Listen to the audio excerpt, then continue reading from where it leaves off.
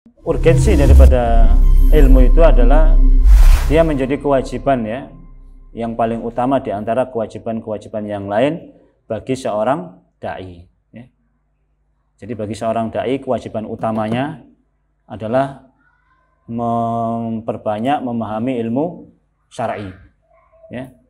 Jadi yang urgensi ya, urgensi ilmu yang bermanfaat tadi saya katakan yang pertama adalah dia menjadi menjadi pendahulu sebelum perkataan dan perbuatan ya. Yang kedua, dia ini bersifat seperti cahaya ya, yang akan menyebabkan seorang dai itu bersikap lurus, bijaksana dan tepat dalam berdakwah. Yang kedua ya. Yang ketiga, bagi seorang dai ilmu yang bermanfaat ini menjadi kewajiban yang paling wajib di antara kewajiban-kewajiban yang lain. Ya. Bagi seorang dai dia menjadi hal yang wajib di antara kewajiban-kewajiban yang lain. Ya. Qul hadhihi sabili ad'u ila Allahi ala basiratin ana wa man ittaba'ani ya.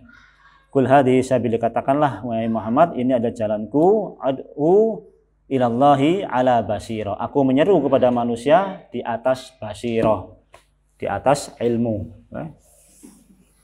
Dalam surat Yusuf itu ya, ayat 108 ya. Jadi ayat ini menunjukkan bahwasanya di antara kewajiban yang paling wajib bagi seorang dai ilmu. Ya, kan bahwasanya Imam Ibnu Taimiyah dia membagi ilmu itu menjadi tiga ya. Dia menjadi tiga. Yang pertama adalah ilmun billahi wa asma'ihi wa sifatihi wa ma yattabi'u dzalik. Wa fi mislihi anzalallahu suratal ikhlasi wa ayatal kursi wa nahwiha. Ya. Yang pertama adalah ilmu tentang Allah Subhanahu wa taala ya. Ilmu tentang Allah Subhanahu wa taala. Ilmu tentang nama-namanya, sifat-sifatnya, dan yang berkaitan dengan masalah itu ya. Seperti Allah Subhanahu wa taala menurunkan tentang surat Al-Ikhlas ya. Itu diantaranya Allah Subhanahu wa taala terangkan beberapa nama dan sifat ya. Qul huwallahu ahad, Allahus samad ya, lam yalid wa lam yulad wa lam yakul lahu kufuwan ahad. Itu apa maknanya ya? Apa makna qul huwallahu ahad itu apa ya? Allahus samad itu apa? Lam yalid wa lam yulad itu gimana pengertiannya dan sebagainya ya. Itu adalah sebagian ya, contoh saja, sebagian contoh ya tentang nama dan sifat Allah Subhanahu wa taala yang wajib dipelajari. Sehingga kalau boleh dibilang wajib terlebih dahulu kita mempelajari tentang buku yang isinya asma dan sifat Allah Subhanahu wa taala. Nah, coba dipelajari itu. Bagaimana itu? Fikih memahami asma dan sifat Allah Subhanahu wa taala. Kalau yang simpel sudah ada terjemahannya ya. Ditulis oleh Syekh Abdul Razak Al-Badar kalau nggak salah. Judulnya itu Fikih Asma wa Sifat ya. Judulnya kalau nggak salah. Tapi ya kalau mau yang lebih detail itu ada judulnya Mausu'atu Asma'illahi wa Sifati ya. Ensiklopedi tentang nama dan sifat-sifat Allah Subhanahu wa taala. Itu kurang lebih kalau nggak salah ya hampir kurang lebih 1 meteran lah tebelnya ya. Kurang lebih 1 meteran lah ya. Seginilah itu tebelnya ya. Kalau terjemahan bisa 2 meter ya. Ini sekitar seginian lah ya. Di Surabaya itu ada bukunya ya. Di Maktab Surabaya itu ada. Nah, itu barulah kemudian menjelaskan tentang lebih rinci dan detail tentang asma dan sifat Allah Subhanahu wa taala satu per satu ya. Ini wajib karena memang pintu masuk mengenal Allah Subhanahu wa taala ya tentu melalui memahami nama dan sifat-sifat Allah Subhanahu wa taala ya. Tidak mungkin kita bisa mengenal Allah Subhanahu wa taala lebih dekat kalau kemudian tidak mengenal lebih dalam tentang apa makna bagaimana sifat-sifat Allah Subhanahu wa taala itu ya. Allah Ar-Razzaq kan. Allah itu Maha pemberi rezeki. Kemudian bagaimana tentang Allah Subhanahu wa taala tentang ayat kursi ya. Allahu la ilaha illa huwal hayyul qayyum. Apa itu maknanya hayyun? Apa maknanya qayyum ya kan? La ta'khudhu sinatu wala naum. Itu apa maknanya? Nah, itu maksudnya Ini contoh saja ya, itu contoh. Itu yang juga perlu dipelajari ya, hal-hal yang perlu dipelajari. Kemudian yang kedua, ilmun ma akhbarallahu bihi mimma kana minal umuri al-madiyah wa ma yakunu minal umuri al-mustaqbilah wa ma huwa kain minal umuri al-hadirah wa fi misli hadza anzalallahu ayatal qasasi wal wa'da wal wa'id wa sifatal jannati wan nar. Ya, Allah Subhanahu wa taala menurunkan yang kedua adalah ilmu tentang khabar Allah Subhanahu wa taala yang berkaitan dengan masalah-masalah yang sudah lampau maupun masalah-masalah yang akan datang, ya. Masalah-masalah yang lampau, masalah-masalah yang akan datang, ya. Itu juga dipelajari. Seperti Allah Subhanahu wa taala menurunkan tentang ayat Al-Qasas, ayat tentang kisah-kisah, ya, kisah-kisah para nabi terdahulu, bagaimana para nabi ini berdakwah di tengah kaumnya, bagaimana sikap kaumnya terhadap para nabi, bagaimana kemudian adab yang Allah Subhanahu wa taala turunkan kepada para nabi yang membangkang dan lain sebagainya. Ya, itu dipelajari, ya. Itu dipelajari, ya. Karena apa? Itu bisa menguatkan hati seorang dai kalau dia lemah, ya. Jadi tujuan Allah Subhanahu wa taala kami kisahkan semua kisah para nabi itu liyusabbita fuadak, untuk meneguhkan hatimu wahai Muhammad. Salah satu fungsinya, ya. Salah satu fungsi Allah Subhanahu wa taala kisahkan Al-Qur'an, kisah-kisah terdahulu dalam Al-Qur'an itu bahkan mungkin hampir sepertiganya itu untuk salah satunya menguatkan hati Rasulullah sallallahu alaihi wasallam. Kalau beliau kemudian merasa disakiti oleh kaumnya, ingat Nabi Musa juga disakiti oleh kaumnya, ya kan? Kalau beliau kemudian dikejar, dimusuhi, ingat Nabi Musa pun dimusuhi oleh kaumnya. Nah, itulah yang kemudian bisa menguatkan semangat bagi seorang dai. Kita dimusuhi, kita dicaci, ya kan, dan lain sebagainya. Ingat, lihat kisah-kisah para nabi dalam Al-Qur'an itu, ya. Mereka ini orang yang paling dekat sama Allah Subhanahu wa taala. Mereka ini yang paling mulia di sisi Allah Subhanahu wa taala. Tapi ujian mereka pun jauh lebih berat daripada kita semua. Masa kita kemudian diuji seperti ini, semangat kita menjadi luntur, semangat kita menjadi kendor dan sebagainya. Nah, membaca kisah itu, itulah yang bisa menguatkan kita. Ya. Makanya kemudian kisah-kisah ini perlu dipelajari. Ya. Banyak bukunya sudah, ya, Qasasul Quran. Qasasul Anbiya fil Quran, kisah-kisah para nabi dalam Al-Quran, ya. Terus apa harus beli, Ustaz? Iya, harus beli, ya. Modal, yang namanya belajar itu butuh modal, ya. Ada yang ikut panahan di sini, ya, panahan. Yang ikut panahan ada banyak, Pak Edi, ya. Satu busur berapa, Pak Edi? Satu anak panah itu? Satu busur 2 juta. Oh, anak panahnya. Oh. Jadi kalau satu perlengkapan panah itu berapa kira-kira? 2 juta. Yang buku yang dibeli kira-kira berapa juta yang ini? Nah. Wah, ini wajib ini Ustaz, ini edat. Sama, beli buku juga wajib, gitu loh. Terkadang begitu, ya, terkadang lah, ya. Ini wajib, ini sunnah Mas Ian, ya. Baca bukunya malah lebih wajib lagi daripada itu. Mestinya beli bukunya tidak kalah banyak dengan beli alat panahannya. Itu kalau jujur, saya katakan kalau jujur, ya. Kalau tidak jujur, ya bisa begitu, ya, bisa begitu. Dicarilah dalil yang kemudian bisa mendorong, menguatkan keinginan dia sebetulnya, kesenangan dia, hobinya dia. Memang hobinya mana? Gak hobi moco, ya kan? Ya kan? Ya kan? Gak hobi moco, ya kan? Akhirnya di situ. Tapi jangan menafikan yang inilah, ya. Jangan menafikan lah, ya. Ini juga perlu, yang bagi beli-beli buku begini ini juga perlu, ya. Jadi kalau bisa memang apa namanya? Ini, ya. Saya tempo hari dikasih Mas Nanang ini channel Maktabatuna, ya kan. Itu saya download kurang lebih ada 9.000 buku. 9.000 buku. Baca judulnya aja ya bisa nggak selesai berhari-hari, ya kan. Baca judulnya tok 9.000, ya kan, nggak mungkin. Ya kan? Wis bismillah, yang penting download dhisik. Ah, begitu juga antum. Bismillah, yang penting buku dhisik. Tuku buku dhisik. Ya, jangan mengatakan nanti nggak kebaca, Ustaz. Niat baik itu sudah menjadi benar kalau itu sudah direalisasikan. Kalau niat baik nggak direalisasikan, ini bukan niat baik sudah. Ya kan? Niat baik pengen bertambah ilmu, niat baik pengen berubah, diwujudkan dengan cara apa? Beli buku yang pertama. Kan begitu ya? Cetak buku yang pertama. Nanti kalau pas hati itu lagi mood, baca buku itu. Saya yakin dibaca buku itu. Kalau pas lagi mood, ya. Kalau nggak mood, mungkin nggak dibaca. Ya. Atau paling tidak nanti untuk anak-anak kita, ya, sekian keturunan kita itu bermanfaat bagi kita, ya kan? Sebagaimana kisah dalam Ashabul Kahfi itu, ya, kita dalam surat Al-Kahfi itu, ya, ditanam sekarang hartanya, harta apa? Itunya nanti bermanfaat bagi 2 atau 3 keturunannya di belakang, kan begitu ya?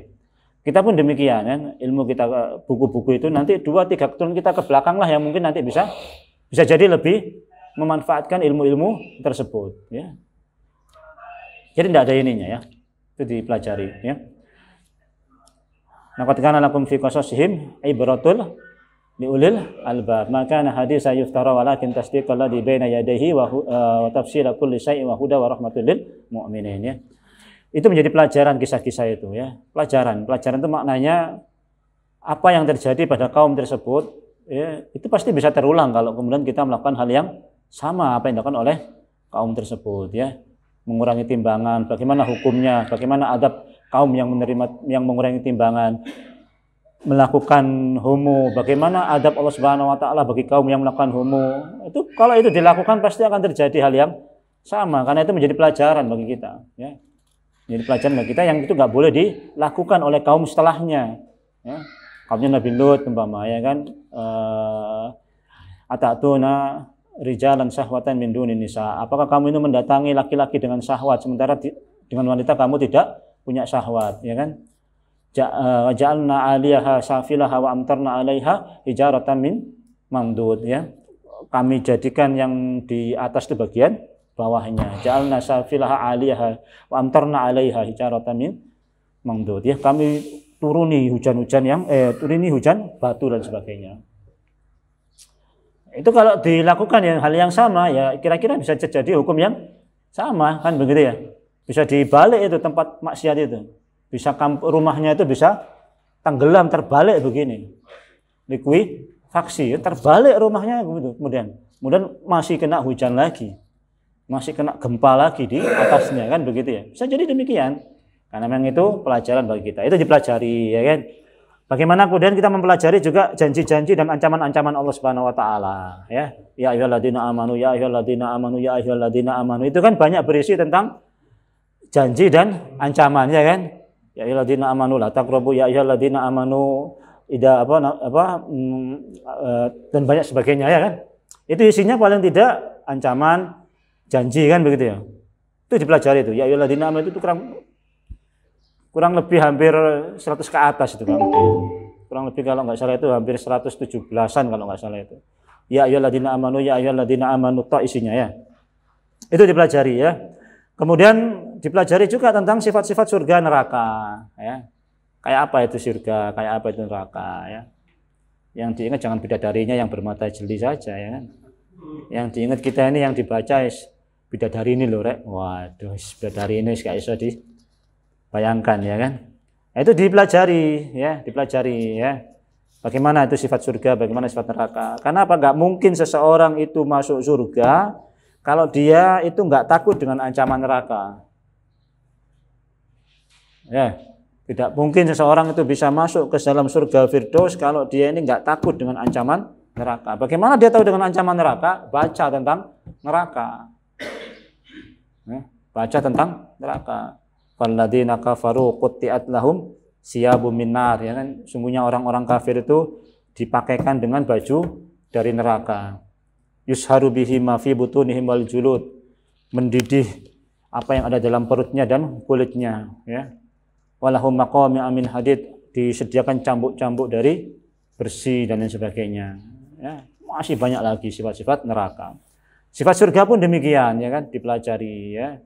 Masalul jannatil lati wu'idal muttaqun fiha anharum min ma'in ghairi asin wa anharum min labanin lam yataghayyar wa anharum min khamrin ladzatil lisyaribin wa anharum min asalin musaffa, ya kan. perumpamaan surga bagi orang-orang yang bertakwa, ya, yang dijanjikan untuk orang yang bertakwa itu nanti di surga itu ada sungai dari air yang ghairu asin, ya, yang tidak asin, ya, tawar, enak dan sebagainya. Wa anharum min labanin lam yataghayyar ta'muhu, ya, ada air susu yang tidak berubah rasa dan baunya. Wa anharum min khamrin ladzatil lisharibin, ada sungai khamar yang lezat untuk diminum bagi orang-orang yang meminumnya, ya.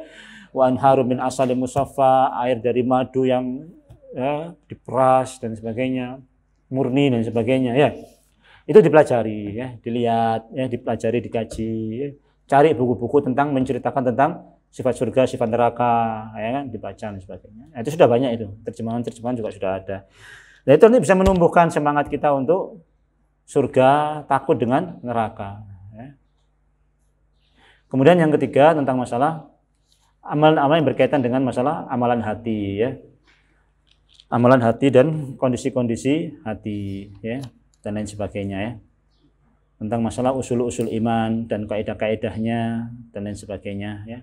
Amalan yang dohir, amalan yang batin, perkataan yang dohir dan perkataan yang batin dan sebagainya. Intinya tazkiyatun nufus lah, ya. Intinya tazkiyatun nufus, ya. Itu juga ilmu yang patut dipelajari. Bagaimana mendatangkan keikhlasan, bagaimana menjauhi riya dan sebagainya, ya. Wallahu a'lam bishawab. Itu gambaran sedikit tentang masalah pembagian-pembagian ilmu yang wajib dipelajari, ya. Jadi kalau kita sudah dibagi ilmu kayak seperti itu, nanti kita mau nyari buku itu enak, ya. Mana yang kira-kira aulawiyat, mana yang kira-kira prioritas untuk kita beli bukunya. Masalah apa dulu, kan begitu, ya. Nah, masalah yang saya sebutkan tadi itulah yang prioritas untuk kemudian dibeli pertama kali, ya, untuk dipelajari pertama kali dulu, ya. Nanti baru kemudian nyambung buku ini, buku lain, buku ini dan sebagainya, ya. Jangan nggak punya buku ini yang dibeli buku apa? Poligami, ya kan? Sutra Ungu, ya. Apalagi itu, ya. Ayat-ayat cinta di atas sajadah aku, apa? Wah, itu malah nggak ini, ya, nggak ini, ya. Bagi dai kok wacane ayat-ayat apa? Ayat-ayat cinta di atas sajadah aku, apa? Wah, nggak masuk, ya, nggak masuk ini anunya, ya. Itu sampingan setelah ini dapat semua, ya. Silakan beli buku yang judulnya apa namanya, Keluarga Bervisi Surga, silakan. Silakan beli buku judulnya Istriku Aku Mencintaimu, silakan. Itu setelah pembagian ilmu yang saya sebutkan tadi itu dipelajari. Sudah punya dulu itu di rumah. Itu kalau nggak punya itu yang dikumpul buku-buku yang tadi itu, ya susah. Apalagi bagi seorang dai, bagaimana dia menjawab itu soal-soal kayak begitu itu, ya kan? Nggak bisa, ya. Bagaimana dia mau ngisi dan sebagainya, tidak bisa demikian, ya. Mudah-mudahan itu menjadi panduan lah, ya, menjadi panduan kita mau beli buku, kurang lebih demikian. Kemudian yang ketiga, bab tentang masalah ilmu an-nafi ini adalah tentang masalah al-amalu bil ilm, ya. Nah, tentu yang selanjutnya yang wajib bagi seorang dai untuk menjadi keberhasilan dakwahnya adalah al-amal bil ilm. Dia mengamalkan ilmunya, ya. Ini modal paling apa namanya? Modal paling besar bagi seorang dai, ya. Ya, bukan hanya bermodal ilmu syar'i saja, tapi salah satu pilar yang menjadi keberhasilan dakwah dia ketika dia mendakwai, ketika dia menyeru, ketika dia mengamalkan apa yang dia pelajari. Ya. Karena kebanyakan orang akan melihat amalannya, kan begitu, ya. Orang akan banyak melihat amalannya, ya. Makanya kemudian amalan bagi para dai ini yang akan banyak mempengaruhi keberhasilan daripada dakwahnya. Nah, demikianlah kisah-kisah para nabi terdahulu lah, ya. Nabi kita Muhammad SAW, ya. Tentu yang menjadi modal utama bagi beliau mengamalkan semua apa yang beliau amalkan, ya, yang beliau ajarkan. Bahkan beliau menjadi mengamalkannya jauh di atas rata-rata manusia, kan begitu, ya. Kalau bicara sabar dengan kemiskinan, kalian harus sabar, itu kesabaran beliau di atas rata-rata. Jadi orang nggak bisa menghindar kalau diajari supaya sabar sama Nabi, ya kan. Nabi pernah apa istilahnya negur orang ketika apa namanya dia nangis di depan kuburan dengan seorang perempuan. Bersabarlah wahai ibu, begini. Orang itu tanpa menoleh kepada Nabi, dia bilang, kamu ini gak tahu bagaimana rasanya kehilangan anak dan lain sebagainya, ya kan. Kamu ini gak tahu bagaimana rasanya kehilangan orang yang cintai. Nabi kemudian pergi, ya. Orang ini tadi kemudian dikasih tahu, kamu tahu siapa yang negur? Gak tahu. Itu tadi Rasul yang negur. Langsung dia menemui Rasul, ya, menemui Nabi, ya Rasulullah, saya minta maaf ya Rasulullah, begini. Nabi bilang apa? As-sabru inda sadmatil ula. Kesabaran itu ada pada hentakan yang pertama. Kalau hentakan yang pertama itu sudah sabar, itu memang orangnya sabar. Apa maksudnya? Kalau hentakan yang pertama itu dia langsung nggak sabar, kemudian bisa sabar, itu belum orang yang sabar maknanya. Paham ya?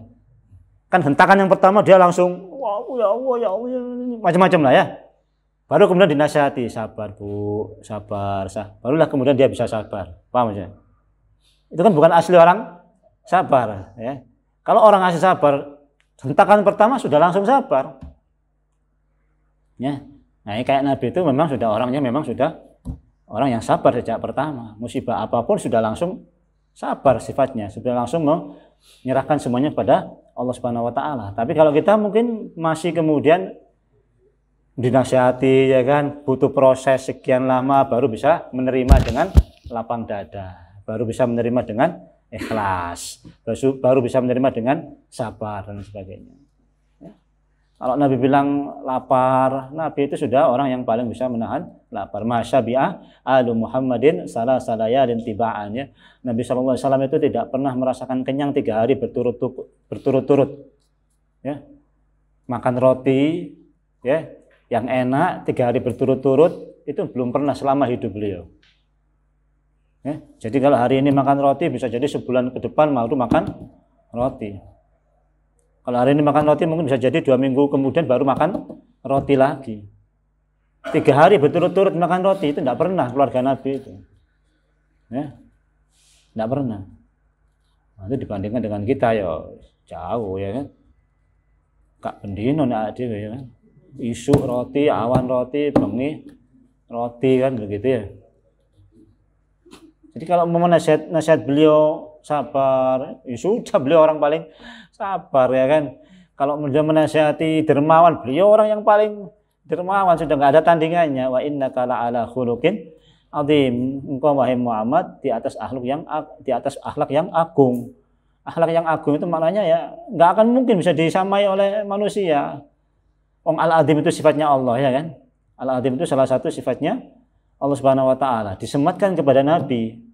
Maknanya apa? Ini nggak akan mungkin disamai oleh makhluk. Wong itu sifatnya Allah yang nggak mungkin disamai oleh makhluk, ya kan? Berarti apapun yang dilakukan oleh Nabi nggak akan bisa ditandingi oleh manusia. Nggak akan bisa. Ma'aban Nabi sallallahu alaihi wasallam ta'aman qad in istahahu akalahu wa in karihahu tarakahu, ya kan? Sederhana saja, simpel saja. Ya. Nabi itu, ya, kalau dikasih makan, kalau suka ya dimakan, kalau enggak, ma'aban Nabi sallallahu alaihi wasallam ta'aman. Nabi sallallahu itu tidak pernah mencela makanan sedikit pun. Ya, kalau beliau suka beliau makan, kalau enggak ya beliau taruh saja di situ. Bisa nggak ini dilakukan oleh manusia? Ya?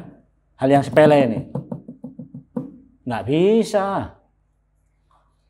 Saya yakin kalau antum ini naik mobil, ya, sudah capek, mampir ke warung, larang, gak enak. Wis ngomeli teko warung itu sampai tekan omah wis gak mari-mari ngomongnya masalah makanan tadi, ya kan?